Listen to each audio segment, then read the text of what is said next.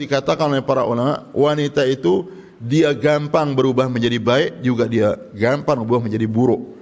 Cepat dia menjadi orang baik, juga cepat dia menjadi orang yang buruk. Maka teman dekat itu punya pengaruh besar. Ya, boleh orang-orang menganggap kalian misalnya di pondok atau mencari teman yang hanya sedikit tetapi baik-baik saja, orang-orangnya baik, ya, kalian dianggap tidak punya teman, ya, kuper, kurang pergaulan, atau apa istilah-istilah orang sekarang ini, tidak apa-apa. Jangan, tidak apa-apa orang-orang tidak mengenal kita di dunia ini, tetapi Allah mengenal kita di akhirat. Allah mengenal kita di akhirat. Dan kebaikan dan hikmah pertemanan dengan orang-orang yang baik itu apa yang kita sebutkan dalam hadis tadi. Di mana ada seorang dia masuk ke dalam surga. Nah, ini disebutkan di dalam hadis Rasulullah SAW. Seorang ada yang masuk ke dalam surga, dia memiliki teman dekat dulu, sangat dekat, selalu bersama dia di dunia.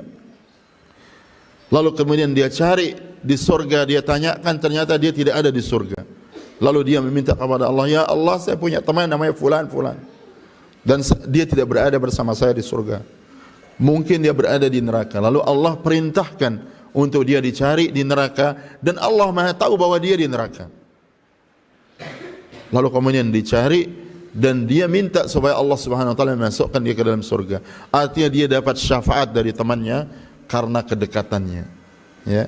Jadi kita mungkin tidak bisa sealim orang-orang yang alim, yang kita kenal, yang kita tahu ilmunya, kita dengar dan kita baca kitabnya, tapi kita cintai dia. Ya, misalnya kalian, misalnya ada kitab-kitab para ulama, ya, ada kitabnya Imam Bukhari, Imam Muslim, kalian tidak pernah lihat, atau sebagian masyayikh kita yang masih hidup, kalian baca kitabnya, ya, dan mereka insyaallah meninggal dalam husnul khatimah, ya, kita cintai mereka, kita cintai para sahabat, apalagi Rasulullah SAW.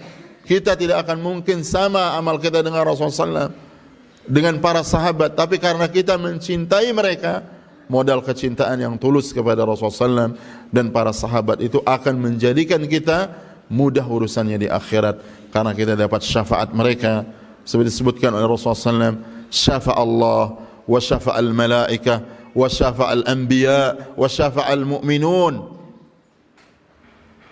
Allah memberikan syafaat, para nabi memberikan syafaat, para malaikat memberikan syafaat, dan orang-orang beriman memberikan syafaat. Ya, ya, semoga kita semua dikumpulkan oleh Allah Subhanahu wa taala di surga Firdaus yang tertinggi bersama orang-orang yang kita cintai, sebagaimana kita dikumpulkan di masjid ini. Ya.